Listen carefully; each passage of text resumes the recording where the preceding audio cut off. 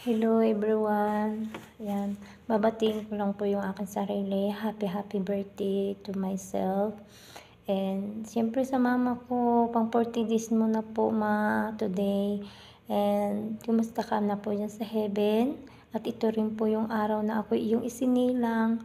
At nagpapasalamat po ako at binigyan niyo po ako ng pagkakataon na makita ko yung mundong ibabaw. Sobrang sakit po na nagpaalam kayo sa amin.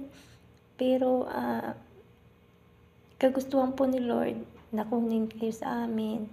At syempre po, kailangan po maging matatag kami, lalong-lalo na po ako para sa mga kapatid ko, sa apo at sa anak ko.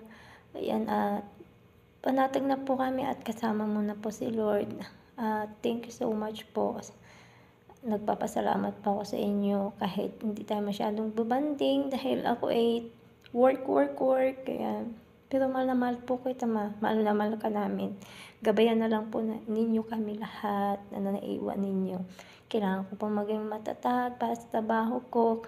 Kailangan ko ng kalusugan para may panglaban ako sa araw-araw kong gawain. Thank you so much Lord at nandiyan po kayo para sa amin. Alam ko nandiyan po kayo at nakakayanan ko po lahat ng pagsubok na dumarating po sa akin. Kaya maraming salamat po. I love you, Ma. And kakantahan po kita. Ayan. Alam ko, inaabangan mo to.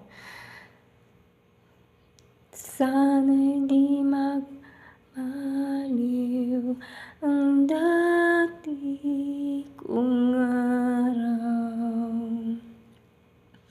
na munti pang bata sa piling ni nanay. Nais kong mauli ang awit ni inang mahal, awit ng pag-ibig habang ako'y nasa duyan. Sa aking pagtulog na labis ang himbing, bantay ko ay tala, ang tanod ko'y bituin. Sa piling ni nanay ay langit ang buhay. Puso ko'y may dusa, sabik sa ugoy ng duyan. Nais kong matulog sa dati kong duyan, inay. Oh, inay.